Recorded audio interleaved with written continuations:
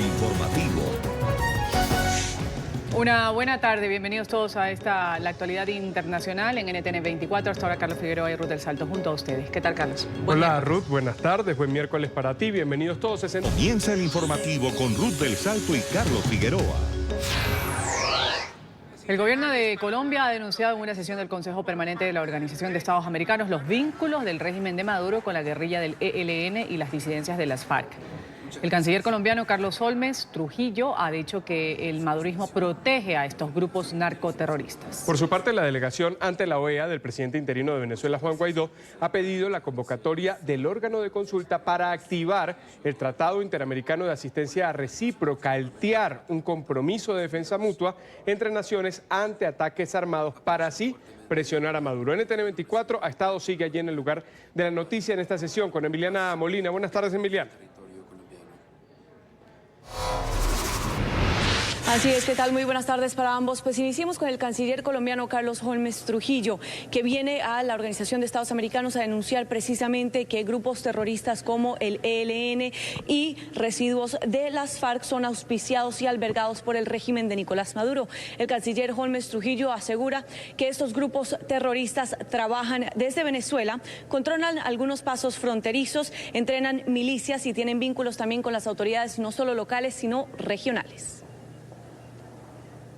En los últimos 3 años, los grupos armados ilegales han pasado de tener una retaguardia estratégica a constituir un enclave criminal en Venezuela, con el beneplácito del régimen de Nicolás Maduro. Las FARC y el ELN se han afianzado mucho más en las últimas 2 décadas, como resultado de sus afinidades ideológicas con los gobiernos de Chávez y Maduro, e intereses económicos cada vez más superpuestos. Es lo que dice el International Crisis Group en febrero de este año. El ELN es ampliamente tolerado por autoridades venezolanas. Abro comillas. El grupo es capaz de operar con casi total impunidad gracias a los cercanos lazos que tiene con las fuerzas de seguridad, dice el Inside Crime en un informe de marzo del presente año. Por su parte, Gustavo Tarre, el embajador de Venezuela ante la Organización de Estados Americanos por parte del gobierno encargado de Juan Guaidó, expresó su agradecimiento con Colombia y los países que continúan apoyando el esfuerzo por restaurar la democracia en Venezuela. Los líderes del ELN y de la FARC se mueven con total libertad en todo el territorio de Venezuela. Han asumido el control de una porción significativa del país y esta actividad es tolerada por las autoridades usurpadoras que han recibido claras instrucciones, han emitido y recibido claras instrucciones para permitir que operen en sus operativos de guerra, recaudación financiera y muchas otras actividades ilegales. Es importante, como lo pide el canciller de Colombia, que pasemos de las declaraciones y de las palabras a los hechos.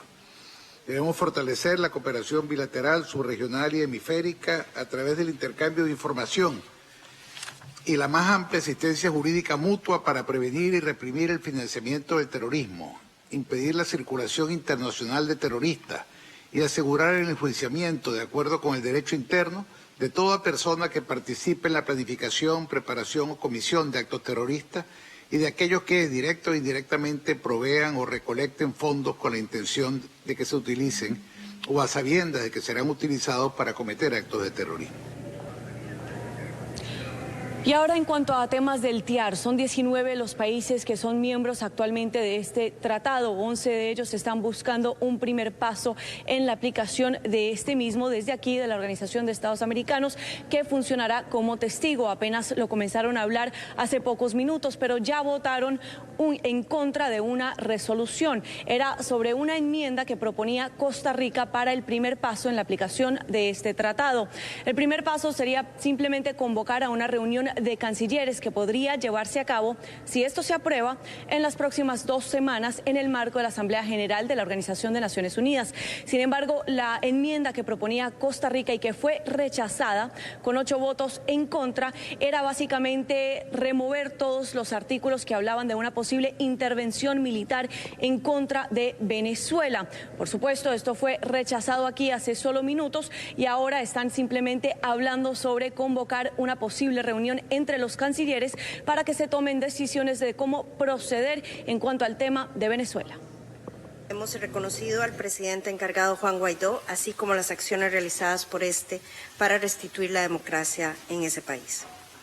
Costa Rica ha sido, es y será respetuosa del derecho internacional. Por ello, Costa Rica ha realizado un exhaustivo examen de la iniciativa contenida en la resolución que nos ocupa. Invocar el TIAR no es un asunto de menor importancia. Es una decisión de la más alta gravedad en las Américas, en esta organización y en cada uno de nuestros países. No es una decisión que se pueda tomar a la ligera.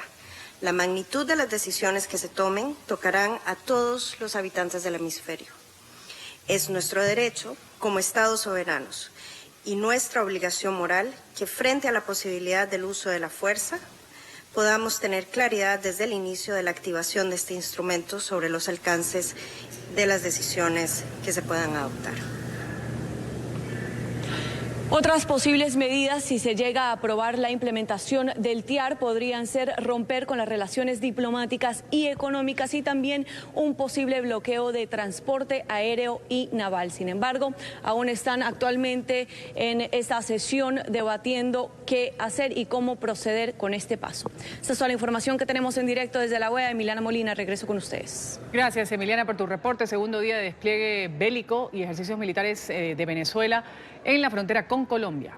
Sectores políticos en Caracas dicen que se trata de una burla que busca el régimen distraer la atención de los verdaderos problemas del pueblo venezolano. Acusan a Nicolás Maduro y a su ministro de la Defensa, Vladimir Padrino López, de ser los principales escoltas de la guerrilla colombiana. La noticia está ahora en Caracas, la capital de Venezuela, con Oliver Fernández. Oliver, buena tarde, adelante. Hola, buenas tardes, gracias por este contacto. El diputado Juan Pablo Guanipa aseguró que Nicolás Maduro se ha convertido en un cáncer para Venezuela y que pretende utilizar la herramienta de los ejercicios militares para seguir burlándose del pueblo. También dijo que quiere defender la patria, esa misma que la revolución bolivariana ha destruido. Veamos. Maduro se ha convertido en un cáncer para Venezuela. Maduro se ha convertido en la principal obstrucción para que el país pueda vivir bien. Maduro se ha convertido en el hacedor de desgracia cuando tienen a un país devastado para hacer ejercicios militares supuestamente para defender la patria. ¿Cuál patria han defendido? ¿Cuál es la patria que ustedes dicen defender? La patria que vive en una situación de infrahumanidad. Esa es la patria que ustedes defienden. La patria que ustedes han destruido hasta el punto de que no tenemos ni siquiera billetes que puedan servir para hacer las transacciones y que la gente cobre en bolívares y tenga que gastar en dólares. Esa es la patria que ustedes quieren defender. El diputado Juan Pablo Guanipa también denunció que hay más de 400 pistas clandestinas en la frontera con Colombia por el estado Zulia y que el régimen de Nicolás Maduro jamás se ha encargado de defender ese territorio. Por el contrario, ha sido complaciente con los grupos irregulares. Que se hacen en una frontera que ha sido totalmente abandonada por esta dictadura. En esa zona fronteriza, en el Zulia, en el Táchira, en Apure y en otros estados del país, ¿qué es lo que estamos viviendo? Guerrilla, paramilitarismo, narcotráfico, extorsión, delincuencia común. En el estado Zulia, en este momento, hay 400 pistas clandestinas para el tráfico de drogas. ¿Y dónde está el Estado venezolano defendiendo la frontera venezolana? ¿Dónde está el Estado venezolano ejerciendo la seguridad y defensa de la nación? No existe esa defensa. También pulsamos la opinión de los ciudadanos. Esto es lo que piensan de los ejercicios militares. Realmente me parece una payasada todo lo que está pasando. Es algo así como una cortina de humo para distraer toda la situación que está pasando realmente en el país. Te voy a contestar sinceramente. Me parece otra payasada del gobierno. Vamos a agradecer este reporte de Oliver Fernández y para conocer la situación a esta hora en la frontera colombo-venezolana vamos a establecer contacto con nuestro periodista Diego de Pablos. Una buena tarde, Diego, adelante. Hola, buenas tardes. Los saludo desde el Puente Internacional Simón Bolívar entre Villa del Rosario y San Antonio del Táchira y se sigue sintiendo un ambiente de zozobra acá en esta zona de frontera ante los ejercicios militares que ha anunciado el presidente Nicolás Maduro. Hay una pequeña diferencia que hoy ya el flujo de peatones que pasan por esta estructura pues no es tan grande como el del día de ayer. Ayer Migración Colombia reportó extraoficialmente que 65.000 personas atravesaron los puentes internacionales en el área metropolitana de Cúcuta, pero hoy esa cifra ha descendido notablemente. Lo que sí se sigue sintiendo es un ambiente de temor, puesto que ayer en las horas de la tarde y también hoy en las horas de la mañana se revelaron algunos videos, algunas imágenes en donde se ve el movimiento militar en la única vía que comunica desde San Cristóbal hasta San Antonio del Táchira. Se vieron algunos convoys militares, se vieron carrotanques, se vieron algunos misiles y un movimiento grande de militares venezolanos que venían hacia esta zona. Lo que sí está confirmado es que en esta parte de la frontera no hay ejercicios militares programados, pero sí lo hay a pocos kilómetros de este lugar en el sector de La Fría, donde hay un gran batallón y un gran contingente militar. Allí se van a desarrollar en las horas de la tarde algunas operaciones militares, pero está un poco retirado de acá de este sector de frontera. Por su parte, las autoridades en Colombia garantizan la soberanía y envían un mensaje de calma a todos los habitantes del norte de Santander y también del área metropolitana de Cúcuta para que se tranquilicen y pues dejen que Venezuela realice sus ejercicios militares en completa normalidad. Esa es la información que tenemos por el momento desde aquí, desde el Puente Internacional Simón Bolívar en la frontera colombo-venezolana. Continúen ustedes en nuestro Centro Internacional de Noticias. Muy buenas tardes. Buenas tardes para usted, Diego. Y seguimos. La alta representante para Asuntos Exteriores y Política de Seguridad de la Unión Europea, Federica Mogherini, visita Colombia. Se va a reunir con el presidente Iván Duque. Antes de emprender el viaje, se ha referido a las conversaciones para buscar una salida a la crisis política en Venezuela. Esto dijo. Hablar siempre es mejor que pelear. Es una experiencia europea que podemos compartir con el resto del mundo y por eso me alentó, nos animó y lo apoyamos. Las conversaciones mediadas por nuestros amigos noruegos y esperamos que esto se pueda reanudar pronto. Y Colombia ha advertido con denunciar a Cuba ante la ONU por ser promotor del terrorismo. En una carta que ha sido enviada a la embajada cubana en Bogotá, el gobierno de Iván Duque exige a Miguel Díaz-Canel entregar de inmediato a los dos comandantes de la guerrilla del ELN que permanecen en esta isla. Según la Cancillería colombiana, la solicitud para entregar a Nicolás Rodríguez alias Gavino e Israel Ramírez alias Pablo Beltrán se hizo desde el pasado mes de enero, pero hasta el día de hoy ha sido ignorada. En este comunicado, Colombia asegura que va a aplicar la resolución aprobada por el Consejo de Seguridad de Naciones Unidas sobre denunciar a aquellos estados que alojen, protejan, financien o permitan la circulación en su territorio de miembros de grupos que hayan cometan o planeen cometer actos terroristas en Colombia. El gobierno nacional. A otro tema, tras el despido de John Bolton como asesor de seguridad nacional de la Casa Blanca, el gobierno de Estados Unidos ha designado a Charlie Kupperman para ocupar este cargo de forma interina. Kupperman es un republicano experto en negociaciones sobre armas estratégicas. Fue consejero del expresidente Ronald Reagan en el periodo 1981-1989. La información la dio a conocer el vicesecretario principal de prensa de la Casa Blanca, quien indicó que el funcionario va a ocupar provisionalmente el puesto de Bolton. Y justamente estas son las primeras imágenes que se conocen de John Bolton tras su despido como consejero de Seguridad Nacional de la Casa Blanca. Las imágenes han sido obtenidas por una cadena estadounidense, lo muestran conversando con dos mujeres en la puerta de su casa en el estado de Maryland, cerca a Washington. El presidente Donald Trump ha explicado que le pidió la renuncia por sostener fuertes diferencias con él. El diplomático era conocido por su línea dura contra países como Venezuela, Cuba, Irán, Rusia y Corea del Norte.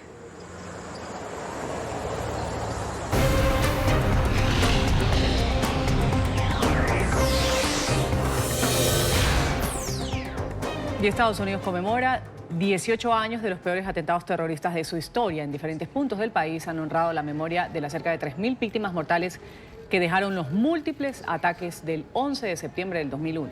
Donald Trump encabezó las ceremonias en Washington y en Virginia. Desde el Pentágono lanzó una dura advertencia a quienes pretendan atentar contra la Unión Americana. Los homenajes del Ejecutivo comenzaron en la Casa Blanca. El presidente junto a la primera dama y los empleados del despacho oval guardaron 1 minuto de silencio en honor a las víctimas, seguido de las notas del clarín fúnebre.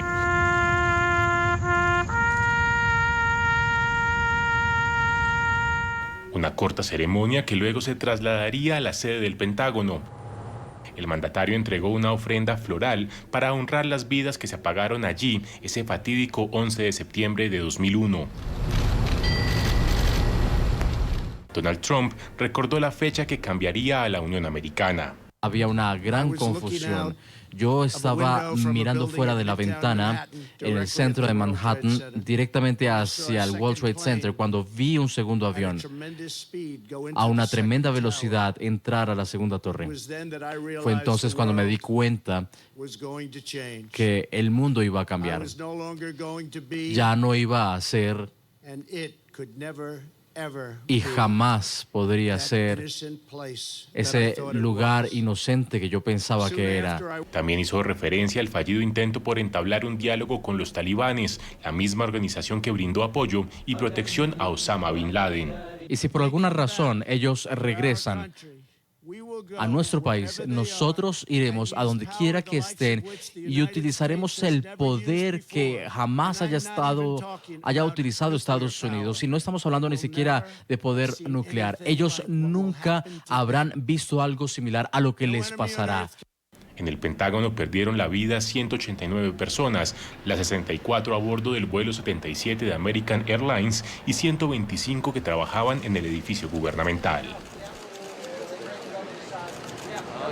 Por su parte, el vicepresidente Mike Pence ha honrado a las 40 víctimas del vuelo 93. Pence asistió a una ceremonia en el campo de Shanksville, en Pensilvania, donde el avión de United Airlines se estrelló después de que los pasajeros se enfrentaran a los secuestradores, frustrando el ataque planeado por terroristas de Al-Qaeda contra el Capitolio de los Estados Unidos.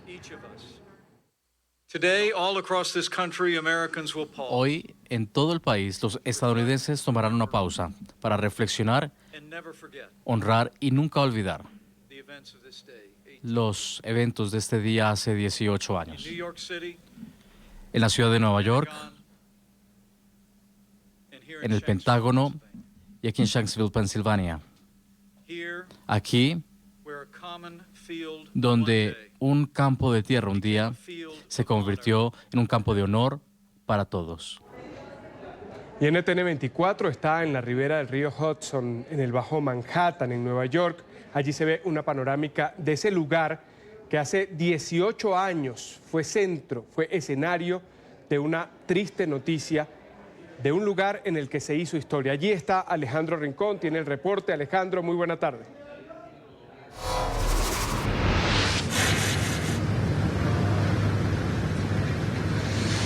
Hola Carlos, televidentes del canal de las Américas. Lo que tienen ustedes detrás de mí, esa panorámica del Bajo Manhattan, es el presente. Esa torre que es dominante en ese paisaje es bautizada popularmente como la Torre de la Libertad. Libertad que los Estados Unidos recuerda hoy como un triunfo en contra del terrorismo. 18 años después de esa trágica fecha, la nación, aun cuando ha logrado avances en su proceso de recuperación luego de esa tragedia, pues todavía tiene una enorme labor por enfrentar. Dos elementos claves marcan la jornada en los Estados Unidos. Por una parte, recordar que justo hace 18 años, con la caída de las Torres Gemelas, empezaba una guerra contra el terrorismo que se libra todavía en Oriente Medio. Los soldados de la Unión Americana todavía están desplegados en Afganistán y todavía no se ve una salida próxima para este conflicto. Y adicionalmente, el segundo elemento que marca esta jornada desde la Unión Americana es que es el primer aniversario de los atentados del 11 de septiembre que sucede cuando el Congreso finalmente logra un acuerdo presupuestario para la financiación permanente del Fondo de Víctimas para compensar a aquellos que se han visto afectados por haber estado expuestos a los escombros de esa trágica fecha. Una extensión que se logró por 90 años luego de una crisis e incluso una intensa polémica en el nivel o en el mundo político aquí en los Estados Unidos. Entre tanto,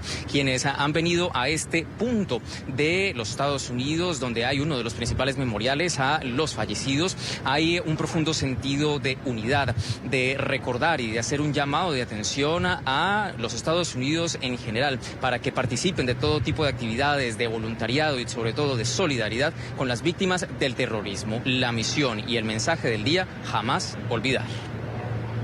Vemos cómo esta nación, a pesar de todo lo que pasa, cuando se une, puede salir adelante.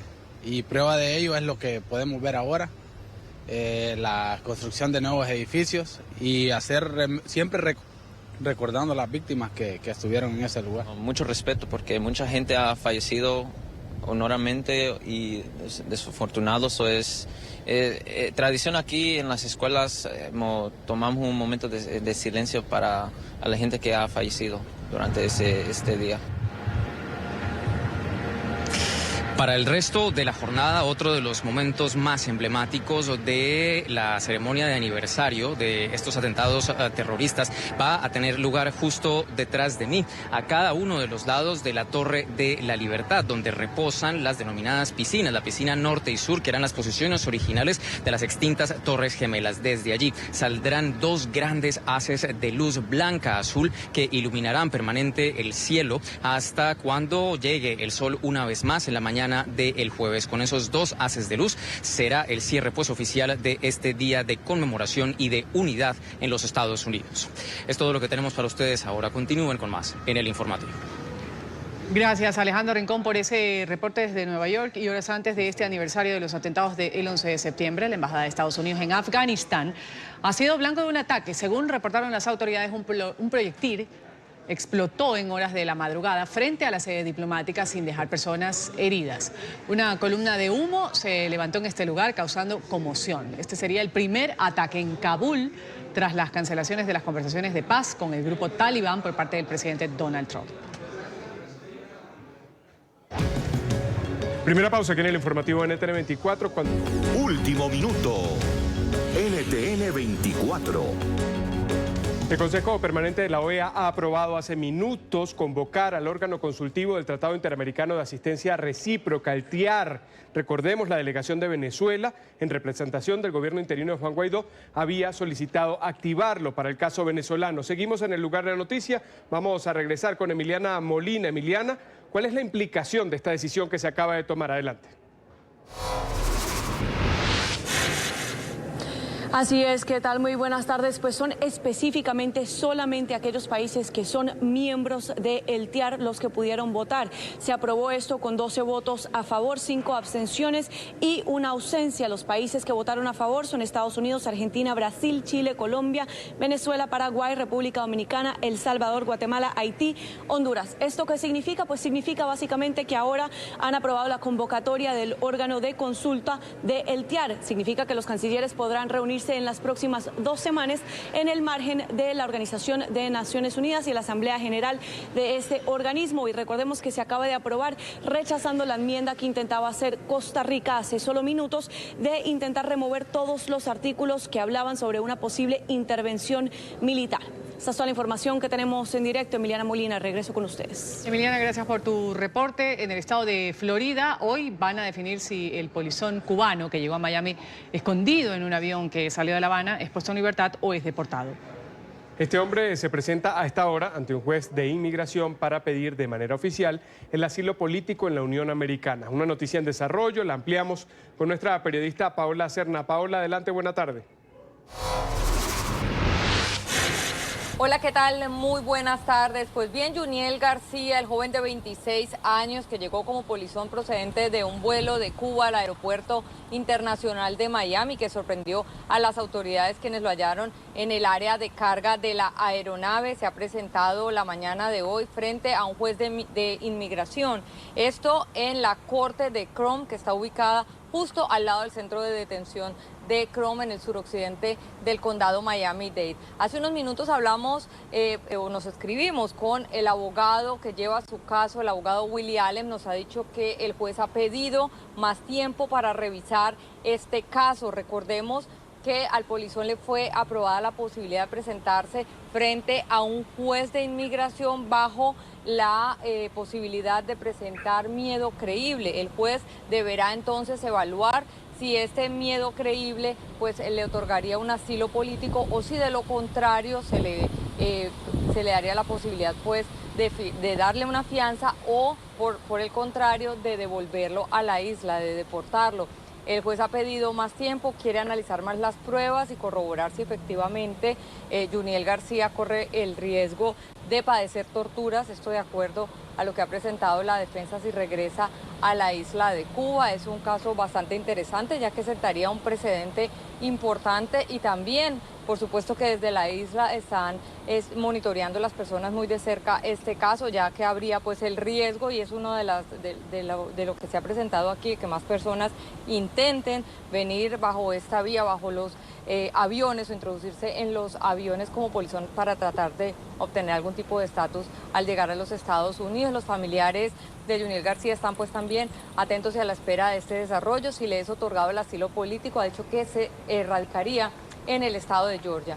Es por ahora la información que tenemos desde Miami. Soy Paola Serna. Continúen con más desde nuestros estudios centrales. Muy buenas tardes. Una buena tarde, Paola. Gracias por tus reportes desde Florida. Emergencia en la ciudad de Cali, en el suroccidente de Colombia. 5 incendios forestales se registraron en 2 cerros cercanos a la capital del departamento del Valle del Cauca en la noche de este martes. Las llamas consumieron buena parte de la vegetación y el zoológico de la ciudad estuvo en alerta por las conflagraciones cercanas. Un equipo de 400 personas entre bomberos, policía, Cruz Roja y Ejército participan en el operativo para apagar el fuego. El gobierno local ha informado que ya inició una investigación para determinar qué inició esta conflagración. Al presidente de Brasil le suspendieron la alimentación oral luego de sufrir complicaciones de salud. Jair Bolsonaro, operado de una hernia abdominal el domingo, comenzó a ser alimentado a través de una sonda nasogástrica. Esto informaron hoy sus médicos. El presidente, quien debía recibir el alta médica este martes, experimentó un movimiento intestinal lento y una distensión abdominal. Bolsonaro sigue internado en un hospital en Sao Paulo, donde fue sometido a su 4ª operación tras el atentado del que fue víctima hace un año en plena campaña presidencial. Justin Trudeau por su reelección. El primer ministro canadiense anunció hoy la disolución de la Cámara de los Comunes, con lo que da inicio a la campaña para las elecciones legislativas del 21 de octubre. Este anuncio se conoció luego de que Trudeau se reuniera con el gobernador general y avalara frente a la reina Isabel II esta decisión. El dirigente liberal de 47 años busca su segundo mandato. Según los sondeos, lleva una ligera ventaja sobre los conservadores a un mes de los comicios. Hemos hecho mucho juntos durante estos últimos 4 años, pero la verdad es que recién estamos comenzando. Por lo tanto, los canadienses tienen que tomar una decisión importante. ¿Volveremos a las políticas fallidas del pasado o continuaremos? ¿Avanzar? Esa es la lección. Es tan claro y tan importante. Estoy para seguir adelante para todos. Nueva pausa en esta emisión de noticias.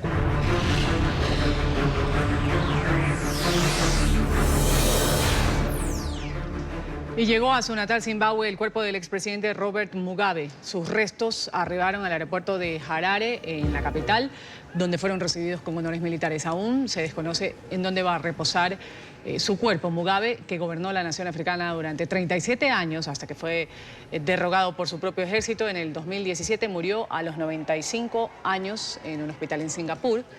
Mañana y el viernes el féretro será expuesto en el estadio Rufaro, en las afueras de la capital de Zimbabue, y el funeral va a tener lugar el sábado en el Estadio Deportivo Nacional, que puede acoger hasta 60.000 personas.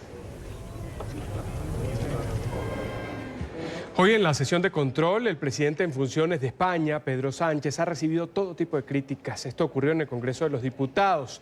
Dicen que él quiere supuestamente convocar a unas nuevas elecciones en las que, según algunas encuestas, saldría favorecido. El partido Unidas Podemos ha aprovechado para pedirle nuevamente a Sánchez un gobierno de coalición. El reporte desde Madrid con Marcelo Moncayo. Marcelo. Hola, ¿qué tal? Un cordial saludo para todos ustedes desde Madrid, amigos televidentes. Este día aquí en la sesión del Congreso de los Diputados, nuevamente el partido Unidas Podemos de Pablo Iglesias le ofreció al presidente en funciones, Pedro Sánchez, la posibilidad de formar un gobierno de coalición. Todo esto cuando faltan pocos días ya para que se termine el plazo para formar un gobierno. En Madrid, los partidos de oposición aprovecharon la sesión de control para criticar al presidente del gobierno en funciones, Pedro Sánchez, su supuesta intención de querer convocar a nuevas elecciones ante la falta de apoyos para formar un gobierno. Pablo Iglesias, de Unidas Podemos, reprochó a Sánchez que ya no estuviera vigente la oferta que le hizo de formar un gobierno de coalición antes de las vacaciones del verano, propuesta que fue rechazada por Iglesias y que provocó una investidura fallida de Sánchez. Hoy tengo la sensación, señor Sánchez, de que cuando usted propuso ese gobierno de coalición no lo decía en serio. Porque cuando alguien propone algo en serio, la propuesta no dura 3 días, porque un gobierno de coalición no se negocia en 3 días. ¿Usted cree que es serio negociar en 3 días un gobierno de coalición? Lo lógico es que esa propuesta que hizo usted, una vez que yo acepté el veto, se hubiera mantenido. Lo que pienso ahora es que a usted le descolocó que yo me retirara. Y usted estuvo simulando que proponía un gobierno de coalición que en realidad no se creía. ¿Sabe, señor Sánchez, hay algo mucho más importante que la ideología o la coherencia de un presidente, y es su palabra. Muy bien. De su parte, Sánchez dejó claro que el gobierno de coalición ya no es una opción y responsabilizó a Iglesias de unas futuras elecciones. Nosotros hemos respetado profundamente a Unidas Podemos en todos y cada uno de los planteamientos. Señor Iglesias, lo que le pido es que reflexione, no lleve al país de nuevo a elecciones y no haga lo que hizo en el año 2016 y ha hecho también en el mes de julio, facilitando precisamente el bloqueo de la derecha e impidiendo que haya un gobierno del Partido Socialista. En esta sesión de control, además de las diferencias entre los dos principales partidos de izquierda, quedó claro que la desconfianza entre Sánchez e Iglesias es mutua, situación que hace más probable la realización de nuevas elecciones. Lo dicho, amigos televidentes, si hasta este 23 de septiembre no hay un gobierno formado aquí en España, habrá que convocar a nuevas elecciones. Este es el informe Marcelo Moncayo, NTN 24, Madrid. Marcelo, gracias. El Papa Francisco ha comparado la xenofobia con el sarampión.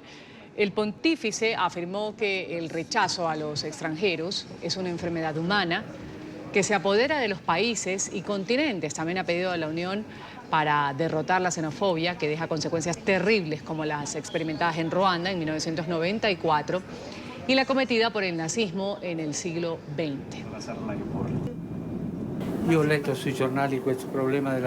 Leí acerca de la xenofobia en los periódicos. Esto no es un problema solo en África, es una enfermedad humana como el sarampión. Es una enfermedad que ingresa a un país, ingresa a un continente. Construimos muros, pero los muros dejan solo a quienes los construyeron. Sí, dejan de lado muchas personas, pero los que permanecen dentro de las paredes se quedarán solos y al final serán derrotados por grandes invasiones. La xenofobia es una enfermedad justificable, entre comillas, con el argumento de pureza de raza. La xenofobia a menudo se apoya en el llamado populismo político.